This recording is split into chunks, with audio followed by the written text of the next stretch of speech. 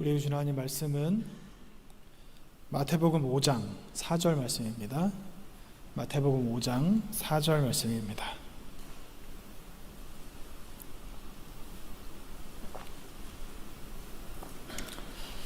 우리 한 목소리로 읽겠습니다. 애통하는 자는 복이 있나니 그들이 위로를 받을 것이며. 아멘. 오늘은 이 팔복의 네 번째 시간입니다. 애통하는 자는 복이 있나니 그들이 위로를 받을 것이며, 이 애통에 대해서 오늘 함께 말씀을 상고하고자 합니다. 애통이라고 하면 우리는 흔히 알고 있기를 눈물 흘리면서 통회하고 슬퍼한다, 이런 것으로 다들 알고 계시죠. 그래서 애통을 하는 사람이라고 생각을 하면 눈물 많은 사람, 이렇게 생각하시는 경우도 보통 있으시리라 생각합니다. 성경의 학자들 중에는 우리 같은 비슷한 생각을 가지고 있는 사람들이 좀 있어서 이 마태복음 5장 4절에서 말씀하고 계시는 이 애통에 대해서 실제로 눈물을 많이 흘리고 사회적으로 약한 사람들, 그런 사람들이 애통하는 자다라고 이야기하는 학자들이 꽤 있습니다. 꽤라고 하기에는 좀 많습니다. 비율로 따지고 보면 제가 다 알지는 않지만 한 10명 중에 7명 정도가 여기서 말하는 애통이 실제로 사회적으로도 약하고 눈물이 많고 보호받아야 될 사람, 그런 사람들에게 하나님께서 위로를 해주실 것이다, 이렇게 이야기하는 학자들도 있습니다. 근데 여러분, 그거는 약간 좀 다르게 생각해야 된다고 생각하는 것이 무엇이냐면, 팔복에 나와 있는 이 단어들 있죠. 심령의 가난이나 아니면 애통이나 온유, 의에 줄이고 목이 마른 것, 그리고 마음이 청결한 것, 이런 것들이 우리가 알고 있는, 평소에 알고 있는 그 단어랑은 좀 다르다는 것을 잊지 않고 우리가 읽으셔야 됩니다. 그래서 이 데이비드 터너라고 하는 학자는 이 애통에 대해서 이렇게 이야기했습니다. 사람들은 다양하고 많은 불행들 때문에 애통하지만 여기서 애통하는 가장 가능성 있는 이유는 죄 때문이다, 이렇게 말을 하고 있습니다. 애통할 수 있는 여러 가지 이유가 있죠. 슬픈 상황에 놓여 있는다거나, 아니면 삶이 괴로워서, 아니면 여러 가지 어려운 상황들이 도무지 나아질 기미가 보이지 않아서, 절망 가운데 있을 때 사람들이 보통 애통을 하지 않습니까? 그리고 제가 아까 처음에 잠깐 말씀드렸던 것 같이 사회적으로 아주 보호받아야 될 아주 낮은 계층이라는 것이 사실은 지금 없다고도 하지만 낮은 계층에 있어서 어디 기댈 곳도 없는 그런 사람들이 애통을 하게 되니까 하나님께서 그 사람들을 만져주시고 위로해 주실 것이다, 이렇게 생각하는 것이 듣기에는 괜찮은 말 같지만 사실은 모든 애통하는 사람에게 하나님께서 위로를 주시는 것도 아니고, 그리고 지난 시간에 우리가 함께 나눴던 것 같이 모든 가난한 사람들의 마음이, 심령이 가난한 것도 아니고 하나님께서 그들에게 천국을 허락하신 것도 아니기 때문에 좀 다르게 봐야 한다는 것을 우리가 잊지 않고 보아야 될 것이라고 생각합니다. 그러니까 슬퍼하는 사람, 애통하는 사람, 또 다르게 보면 눈물이 많은 사람, 이런 사람이 하나님께서 위로하시지 않는다. 그러니까 다시 말씀드리면, 여기서 말하는 애통이라고 하는 것이 우리가 알고 있는 인간적인 슬픔이나 괴로움이 아니라고 제가 말씀드리는 몇 가지 근거가 있습니다. 첫 번째는 우리가 지난주에 나눴던 것 같이 이 심령에 가난한 자는 복이 있나니, 심령이 가난한 자는 복이 있나니, 여기에서 힌트를 얻을 수 있습니다. 뭐냐 하면 이 팔복이라고 하는 것은 심령의 가난으로부터 시작해서 마지막 8번째 복까지가 제가 첫 시간에 설명드렸던 것 같이 수미 쌍관 구조, 그러니까 인클루지어 구조, 샌드위치 구조라고 해서 전체가 각각의 다른 것을 이야기하고 있는 것 같지만 결국은 하나의 주제로 연결이 되는, 그러니까 서로 다른 이야기를 하는 것 같지만 결국 같은 말을 하는 것이라고 말씀을 드렸었죠. 그러면 누가복음에 나와 있는 가난한 자가 복이 있다고 해서 마태복음의 심령이 가난한 사람이 실제로 가난한 사람이 아니라 심령이 가난한 사람, 마음이 가난한 사람이라고 설명을 드렸던 것이 중요하다고 제가 말씀을 드렸었는데, 그와 마찬가지로, 그러니까 물질이 있고 없고에 대한 가난이 아니라 영적인 의미에서 마음이 가난한 사람이 천국이 그들의 것이라고 말씀드렸던 것 같이 애통도 마찬가지로 우리가 알고 있는 슬픔, 괴로움, 절망에 빠진 사람, 이런 사람들이 하나님의 위로를 받게 된다는 것이 아니라 영적인 의미로 바라봐야 되기 때문에 그렇습니다. 제가 지지난 시간에 말씀을 드렸었는데 싱클러 퍼거슨 교수는 이렇게 이야기했습니다. 예수님이 묘사하는 가난이란 물질적인 가난이 아니라 영적인 가난입니다. 이와 마찬가지로 예수님이 묘사하시는 슬픔도 자기 죄에 대한 인간의 애통을 의미합니다. 그것은 하나님을 실망시킨 일에 대한 후회입니다. 이렇게 설명을 하셨었습니다. 여러분, 맞습니다. 애통이라고 하는 것이 뒤에도 제가 설명을 드리겠지만 단순히 눈물을 흘리거나 괴로워하거나 슬퍼하는 것과는 상당히 거리가 있습니다. 오늘 지금 방금 읽어드린 이 싱클레어 퍼거슨 교수님이 말씀하셨던 것 같이 애통이 우리가 알고 있는 그냥 우리 눈으로 볼 수 있는 인간적인 의미에서 애통하는 자가 아니라 영적인 의미에서 애통하는 자, 영적인 의미에서 애통하는 자에게 하나님께서 위로를 주시기 때문에 그렇습니다. 앞으로 우리가 함께 나누게 될 이 팔복의 모든 말씀, 여러분이 팔복을 또 읽으실 때, 그리고 산상순을 읽으실 때 중요하게 잊지 않고 보셔야 되는 것은 무엇이냐면, 예수님이 말씀하신 이 모든 것들은 실제로 우리 육체에서 일어날 육신의 일에 국한되는 것이 아니라 모든 것이 영적으로 봐야 된다는 것을 잊지 않고 보셔야 합니다. 그래서 이 애통이라고 하는 것이 그냥 단순히 슬퍼하고 괴로워하는 사람들에게 하나님 위로해 주신다, 듣기에는 좋은 말 같지만 예수님이 진짜로 말씀하시고자 하시는 의도는 그것이 아니라는 것을 우리가 잊지 않아야 합니다. 여기서 또 말씀드릴 수 있는 이 애통이 인간적인 애통, 육신의 애통이 아니라고 말씀드린 두 번째 근거입니다. 두 번째는요, 팔복의 순서 때문에 그렇습니다. 팔복의 순서. 이게 왜 중요한가?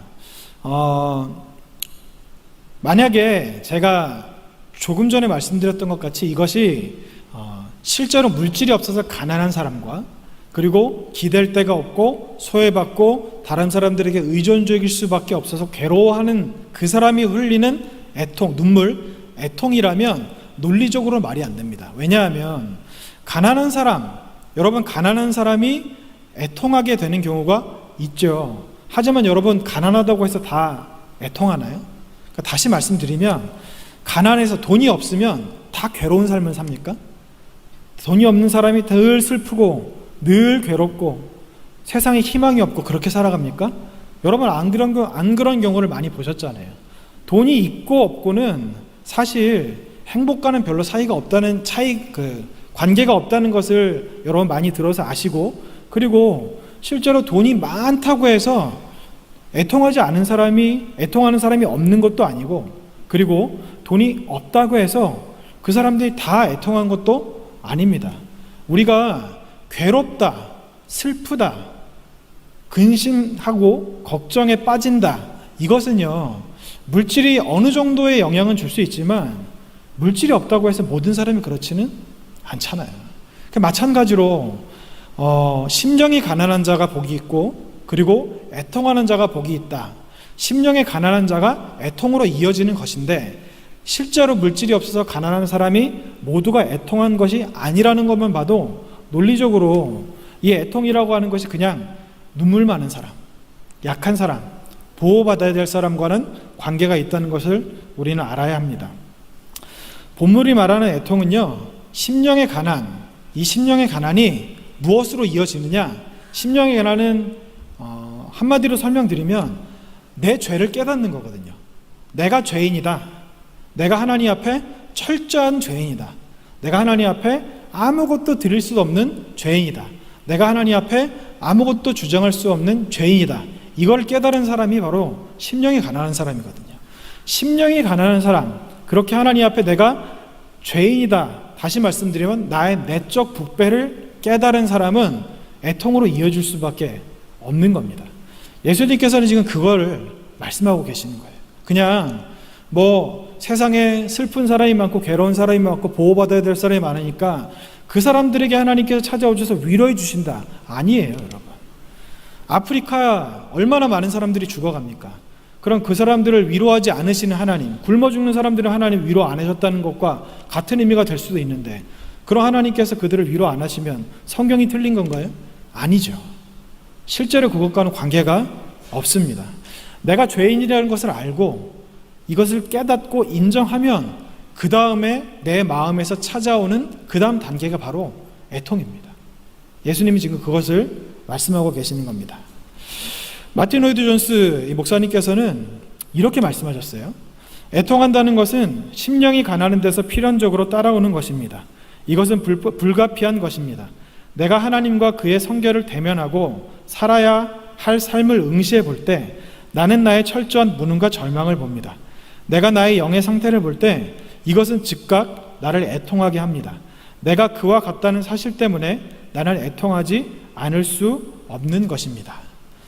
이 마틴 로이드 존스 목사님 말씀하신 것 같이 이 내 심령의 가난을 통해서 내 내적 부패를 깨닫고 그래서 하나님 앞에 애통할 수 있는 은혜가 저와 여러분에게 함께 하시기를 원합니다. 이 애통이 또 한 가지, 그러니까 육적인 애통과 관련이 없다고 말씀드리는 세 번째 근거는 바로 이 마태복음 5장 3절, 4절, 5절과 병행 구절인 이사야 66장 2절 말씀 때문입니다. 이사야 66장 2절 말씀입니다. 물은 마음이 가난하고 심령이 통회하며 내 말을 듣고 떠는 자 그 사람은 내가 돌보려니와. 심령의 가난 그리고 애통 잠깐만 더 띄워주시겠어요? 마태복음 5장 3절, 4절, 5절과 이 이사야 66장 2절 말씀이 일치합니다. 이게 병행구절이에요.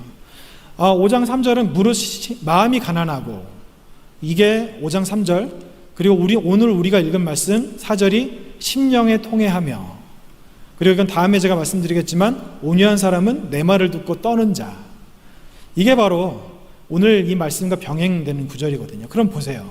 마음이 가난하고 그리고 심령에 통회하며. 통회라고 하는 것이 여러분 그냥 우리가 눈물을 흘리면 다 통회인가요? 여기서 말하는 통회는요 그냥 우리가 인생을 살면서 통회하는 것, 눈물을 흘리고 괴로워하는 것을 말씀하지 않습니다. 심령에 통회하며. 여기서 말하는 심령은 그 사람의 전인적인 것을 의미하거든요. 그러니까 그냥 감동적인 영화를 보거나 이야기를 듣거나 그래서 눈물을 흘리는 것은 심령의 통회가 아니에요. 심령의 통회는요 내 폐부에서부터 나오는 통회거든요. 그러니까 이 뱃속 깊은 곳에서부터 나오는 통회. 이 통회는 언제 나오느냐? 내가 죄인이라는 것을 깨달았을 때, 하나님께서 정말 거룩하시고 온전하시고 순결하시고 그런 하나님 앞에 내가 서려고 하니까 정말 주장할 것이 아무것도 없다고 하는 그것을 깨달을 때,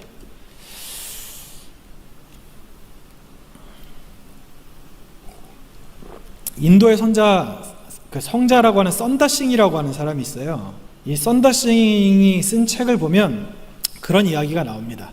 어떤 사람이 천국에 가는 것이 꼭 죄를 회개해야 가느냐라는 말을 했대요. 썬다싱에게. 내가 선하게 살면 되는 것 아니냐, 그렇게 이야기를 했다고 합니다. 그 사람이 신앙생활을 시작한 사람인데 아직 이 인도의 그 힌두교 그것의 그 틀을 벗어나지 못하니까 그런 생각을 가지고 있었던 거예요. 근데 그 사람이 어느 날 하루 잠을 자는데 꿈을 꾸게 되었습니다. 그 사람이 꿈에서 죽은 거예요. 죽어서 천국에 올라가게 되는 겁니다. 근데 그 예수님이 자기 눈앞에 있는 거예요. 그 사람이 이야기를 했대요. 썬다싱에게 했던 얘기를 그대로 했다고 합니다. 예수님, 우리가 착하게 살면, 선하게 살면 천국에 들어오는 것 아닙니까? 왜 굳이 그 죄라고 하는 것, 죄를 안 씻으면, 이 죄가 있으면 천국에 못 들어온다고 이야기하십니까? 죄가 아니라 그냥 착하게 산다고 이야기하면 천국에 더 많은 사람이 들어올 수 있지 않습니까? 라고 이렇게 예수님에게 그 사람이 이야기를 하니까 예수님이 빙긋 웃으시면서 내가 너에게 한 가지 보여줄 것이 있다, 그렇게 말씀하셨다고 해요. 그런 다음에 그 사람에게 어떤 일이 벌어졌냐면 이 사람이 아주 넓은 광장에 서 있는 거예요. 근데 사람들이 정말 끝도 없이 있는 그 광장에 사람들 모두가 자기를 쳐다본다고 하더라고요. 그래서 이 사람이 나를 왜 쳐다보나 라고 생각을 했는데 자기가 벌거벗고 있는 거예요. 이 사람이 들었던 생각이 내가 죄가 있으니까 이렇게 부끄럽구나, 죄가 있으니까 이렇게 부끄럽구나 라고 생각하면서 들었던 생각이 뭐냐면 내가 죄가 있는 상태에서 이렇게 벌거벗은 것 같은 이런 상태에서 천국을 오게 되면 천국이 아니겠구나.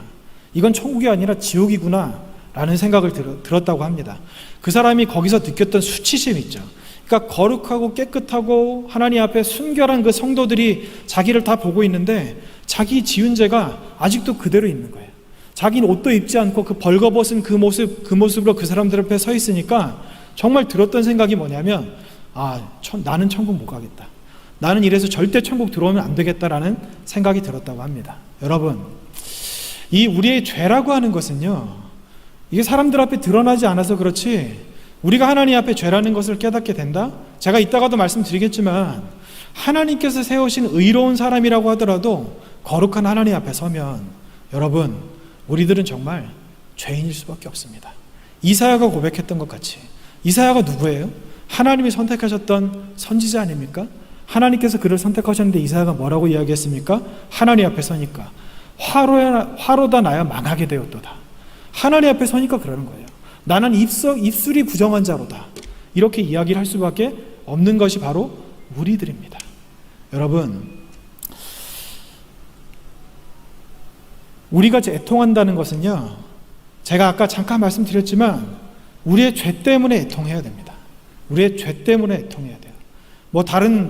어떤 다른 외적인 이유들 때문에 애통하고 슬퍼한다? 이것은 사실 하나님께서 우리에게 원하시는 애통도 아니고, 사실은 여러분, 이게 좀 어떻게 들리실지 모르겠지만 우리가 아무리 그렇게 눈물을 흘려봤자 하나님께서는 안 받으세요. 뒤에서 제가 설명을 드리겠습니다. 하나님께서는 그런 눈물 안 받으십니다. 다른 내 죄 때문이 아닌 모든 눈물과 애통과 통해는 하나님이 안 받으세요. 이것을 우리가 잊지 않으셨으면 좋겠습니다. 그러면 성경이 말하는 그 애통하는 사람들이 있어요. 애통의 종류가 있거든요. 토마스 왓슨이 이런 말씀을 하셨어요. 뭐라고 이야기하셨냐면, 성도들은 눈물의 골짜기를 지나지 않고는 천국에 들어갈 수 없다. 이게 굉장히 참 맞는 말씀인 것 같아요. 눈물의 골짜기를 지나지 않고는 천국에 들어갈 수 없다. 왜 그런지 설명을 드리겠습니다.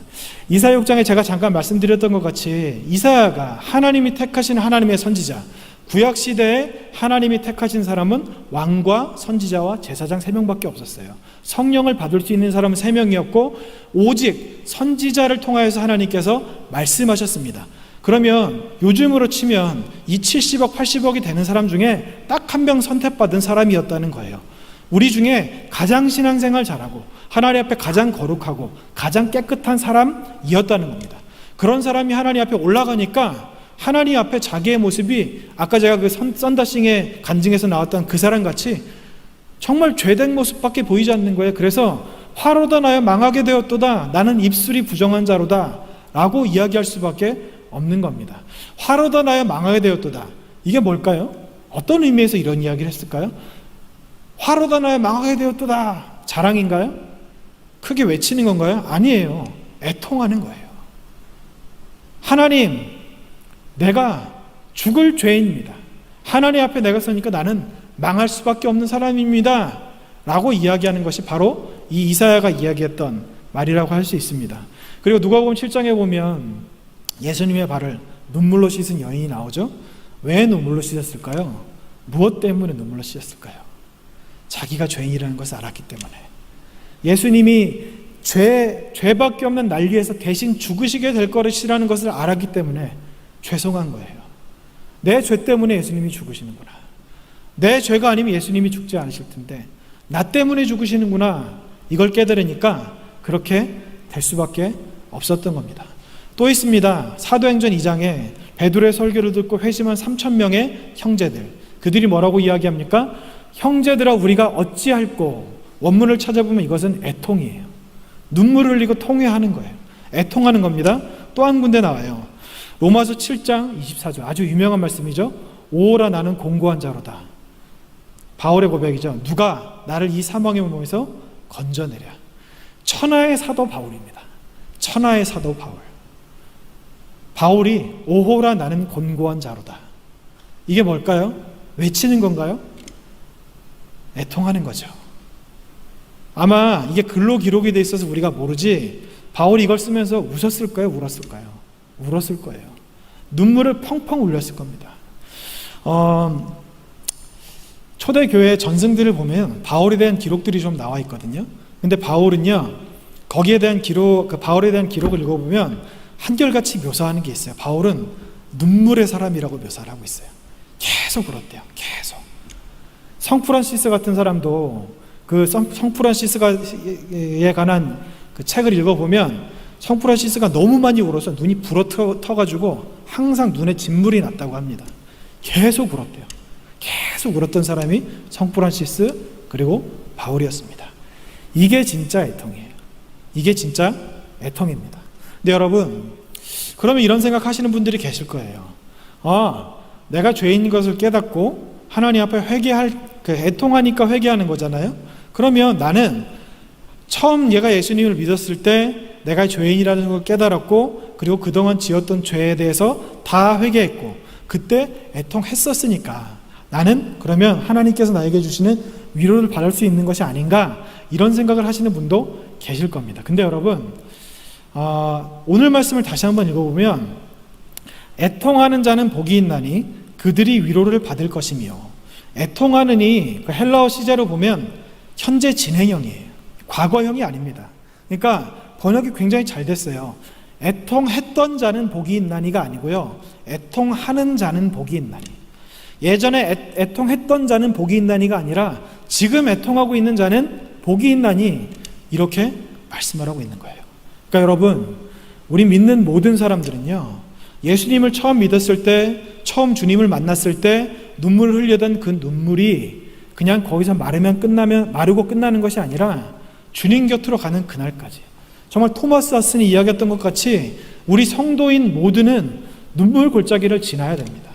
주님 곁으로 가는 그날까지 매일 울어야 되는 거예요. 왜? 내 죄 때문에. 내 죄 때문에. 그렇게 울어야 되는 겁니다. 마틴 로이드 존슨이 여기서 이 부분에 대해서 이렇게 말씀을 하셨어요. 이처럼 기독교인의 생활은 이런 식으로 애통과 기쁨이, 슬픔과 행복이 교차하는 생활입니다. 우리가 늘 슬플 수 없죠. 늘 기쁠 수도 없죠. 우리가 하나님 앞에 죄를 짓고 내 죄를 깨닫고 하나님 앞에 회개하면 하나님께서 그것을 용서하셔서 그 죄에 짓눌렸던 내가 자유를 얻고 그 얻는 기쁨이 얼마나 큽니까? 하나님께서 나에게 주시는 그 평안과 기쁨, 이것 때문에 기쁘다가, 근데 내 죄가 사라지진 않잖아요. 왜냐하면 나는 죽을 때까지 죄를 지을 수밖에 없는 사람이기 때문에. 그럼 또 죄를 짓고 하나님 앞에 또 회개하고 눈물을 흘리고 애통하고, 또 하나님께서 나를 용서하시고 나에게 자유를 주시고 내가 또 기쁨 가운데 살아가고, 이게 반복되는 삶이 바로 모든 성도들의 삶이어야 한다고 말씀을 하고 계시는 겁니다. 이런 삶을 아주 극적으로 나타내는 것이 바로 로마서 말씀이에요. 로마서 7장과 8장 말씀이 우리의 성도의 삶이 어떤 모습이어야 되는지를 사도 바울이 자신의 삶을 통해서 우리에게 말씀하셨습니다. 7장 24절입니다. 오호라 나는 곤고한 자로다. 누가 나를 이 사망의 몸에서 건져내려. 애통하는 거죠. 죄인이라는 것을 깨닫고 애통하는 겁니다. 누가 나를 이 사망의 몸에서 건져내려. 이게 어느 정도의 이야기입니까? 내가 죽어야 이게 끝난다는 거예요.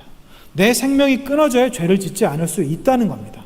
그러니까 내가 곤고하다는 거예요. 눈물을 흘리면서 이야기하는 거예요.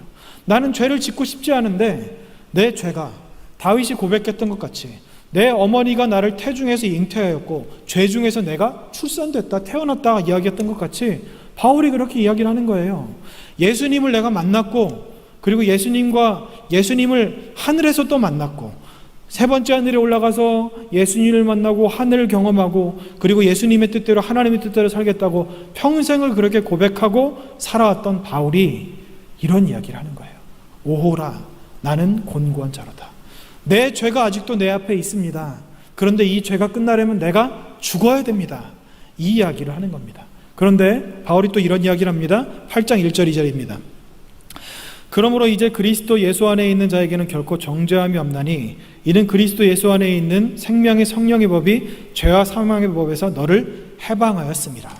여기서 너를 이라고 이야기하지만 이게 경험 안 한 사람이 하는 이야기 같으신가요? 아니면 경험해본 사람이 이야기하시는 것 같으신가요? 경험해본 거예요. 그러니까 그 오호라 나는 곤고한 자로다. 내가 죽어 이 죄가 끝납니다. 죄와 사망의 법이 나를 이렇게 지배하고 있습니다 라고 그렇게 애통했던 바울이 예수님 통해서 생명의 성령의 법이 죄와 사망의 법에서 나를 해방하였습니다. 이게 뭐죠? 죄를 짓고 애통한 다음에 하나님 앞에 회개하고 하나님께서 나에게 은혜를 주셔서 내가 그 죄를 씻어버리고 나에게서 그 죄가 떠나가고 죄로 짓눌렸던 나에게 자유가 찾아와서 하나님 앞에 기쁘다고 그렇게 고백하는 것이 바로 8장 1절과 2절 말씀이라는 거예요. 죄를 짓고 애통했다가 8장에서는 또 하나님께서 그 죄를 용서하셨다. 근데 여기서 끝인가요? 끝이 아닙니다. 8장 22절 23절입니다. 피조물이다 이제까지 함께 탄식하며 함께 고통을 겪고 있는 것을 우리가 아느니라. 그뿐 아니라 또한 우리 곧 성령의 처음 읽은 열매를 받은 우리까지도 속으로 탄식하여 양자될 것 곧 우리의 몸의 속량을 기다리느니라. 이 표시된 부분을 잘 읽어보시면 다시 한번 띄워주세요. 그뿐 아니라 또한 우리 곧 성령의 처음 익은 열매를 받은 우리까지도 누구죠? 구원받은 사람들을 이야기하는 거예요. 성령의 처음 읽은 열매를 받은 사람들까지도 성령의 9가지 열매, 어느 정도의 믿음의 수준에 오른 사람들을 이야기하는 겁니다. 근데 그 사람들이 뭐라고 한다고요? 속으로 탄식하여 양자될 것 곧 우리 몸의 속량을 기다리느니라. 이게 무슨 말이냐면 주님 오실 날을 기다린다. 내가 죽어서 천국 갈 날을 기다린다. 어느 정도 믿음의 수준에 오른 사람들, 성령의 9가지 열매, 성령 열매들이 나타난 그 사람들이 내가 한번 회개했고 하나님께서 나를 용서하셔서 끝이라고 이야기하는 것이 아니라 아직 우리에게 죄가 있다고 이야기하는 거예요. 이 죄가 끝나려면 내가 죽어야 된다. 꼭 바울이 고백했던 것 같이 7장 24절에 내가 죽어야 이 곤고한 나의 마음, 이 죄밖에 없는 내가 끝난다고 이야기하는 것으로 다시 돌아간 것 같이 그렇게 보이지 않습니까? 그러니까 7장과 8장이 죄를 인식하고 애통하며 하나님 앞에 회개하면 하나님께서 용서하시고 우리에게 자유를 주셔서 기뻤다가 또다시 또 죄를 또 깨닫고 하나님 앞에 회개하고 또 하나님께서 용서하시고 기뻤다가 이게 계속 반복된다는 거예요. 아까 마틴 로이드 존스 목사님께서 말씀하셨던 것 같이 성도들의 삶은요, 이게 반복되는 삶일 수밖에 없다는 겁니다. 세상 어떤 사람도요, 아무리 신앙이 좋은 사람도 지금 바울조차 이런데 성 프란시스조차 늘 눈물의 골짜기를 지났는데 우리들은 안 그럴까요? 우리는 더 해야죠. 우리는 더 할 수밖에 없는 것이죠. 여러분, 이 은혜가 저와 여러분에게 있으시길 원합니다. 이 은혜가 없으면 우리는 사실 하나님께서 주신 위로를 받을 수가 없어요. 이 천국에 하나님께서 주신 위로는 제가 다음 시간에 또 설명을 드리겠습니다. 그리스도인의 애통은요, 현재 진행형이어야 돼요. 그러니까 애통하고 있어야 됩니다. 앞으로도 애통해야 됩니다.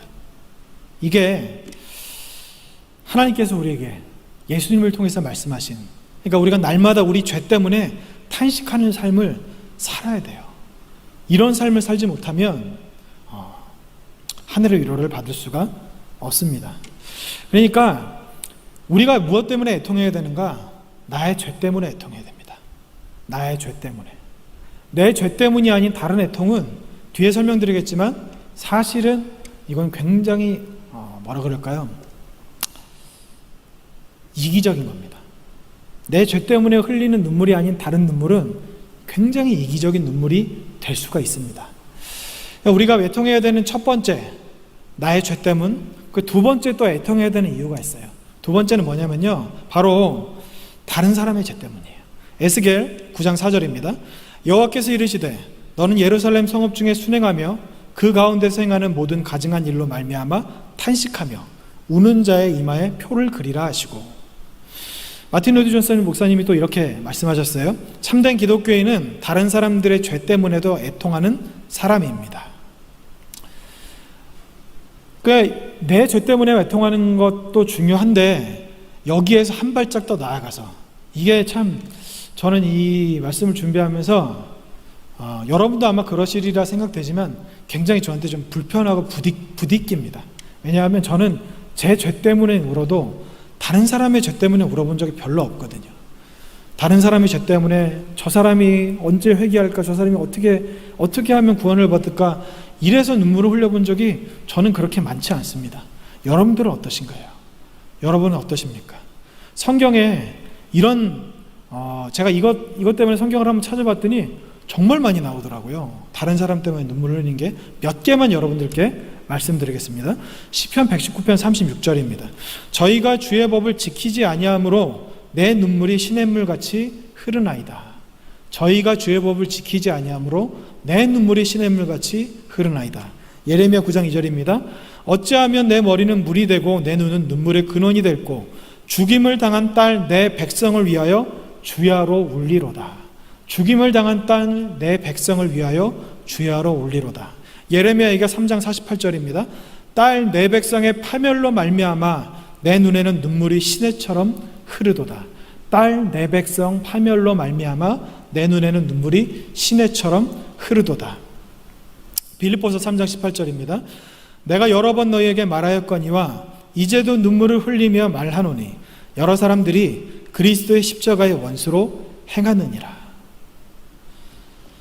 자기 죄 때문에 눈물을 흘리는 건 사실 우리는 그 정도 수준까지도 가지 못했는데, 성경에서는 이 수준이 아니라 나 때문이 아니라 다른 사람의 생명 때문에, 다른 사람의 죄 때문에 눈물을 흘릴 수 있어야 그게 진짜 애통이라고 말씀을 하고 계시는 겁니다. 이 은혜 또한 저와 여러분에게 있으시기를 원합니다. 그럼 여러분, 애통하십니까? 이 중에 눈물이 많은 분이 계실 거예요. 그리고 뭐 감동적인 거를 보면 잘 우시는 분들도 아마 계실 것이라고 생각합니다.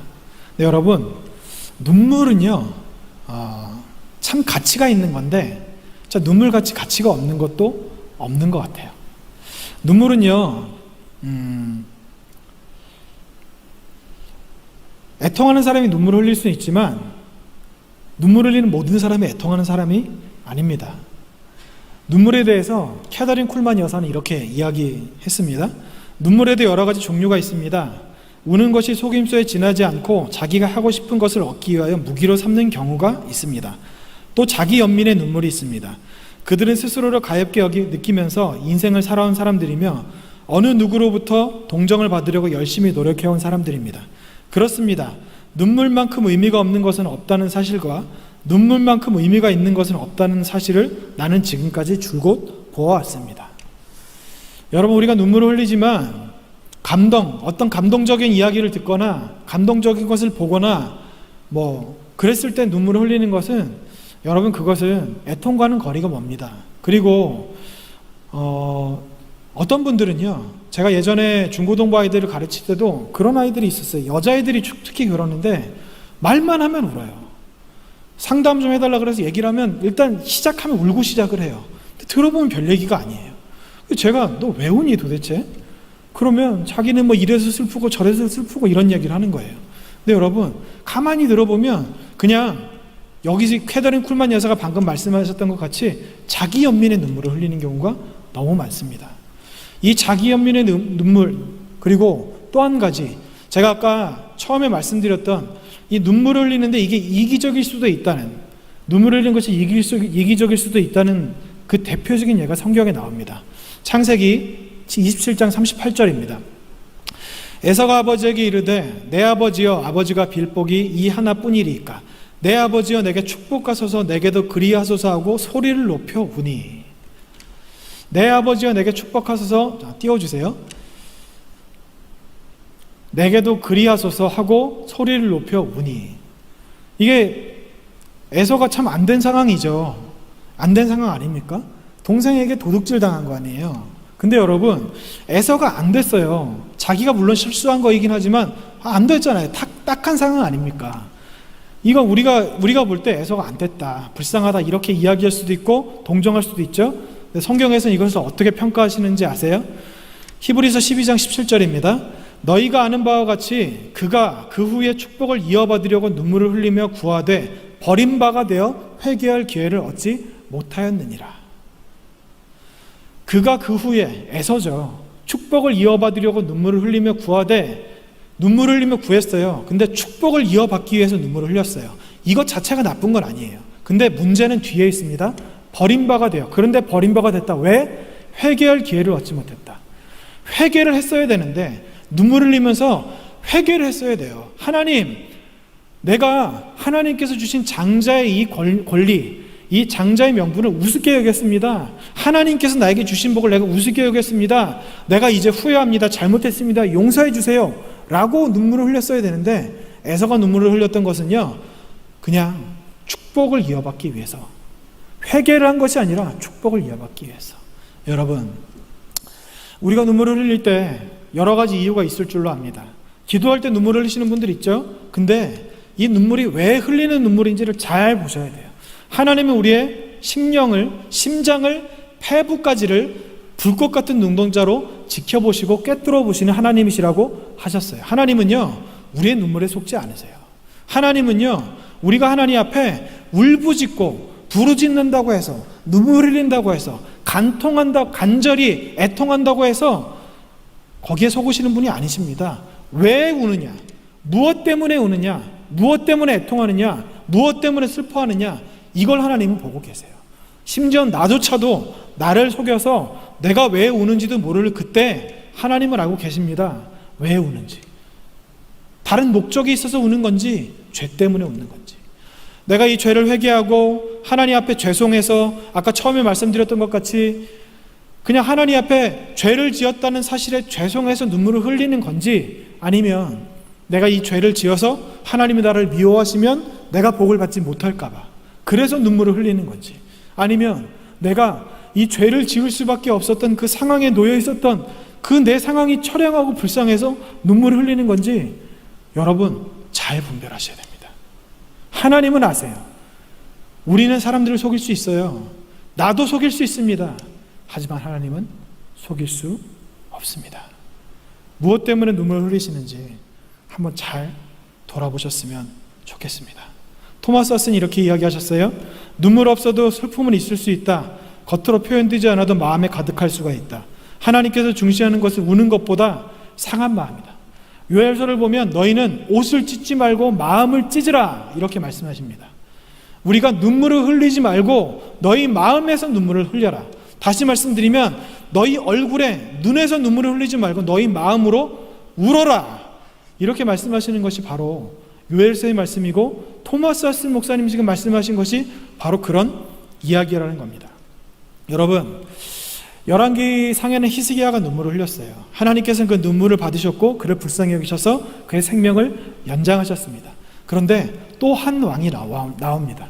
눈물을 흘리지 않았는데도 하나님께서 그를 용서하신 경우가 있어요. 바로 아합 왕입니다. 이스라엘 역사상 손가락에 꼽힐 만큼 악한 왕이었던 아합, 그가 눈물 한 방울 흘리지 않았는데 하나님께서는 그를 용서하셨어요.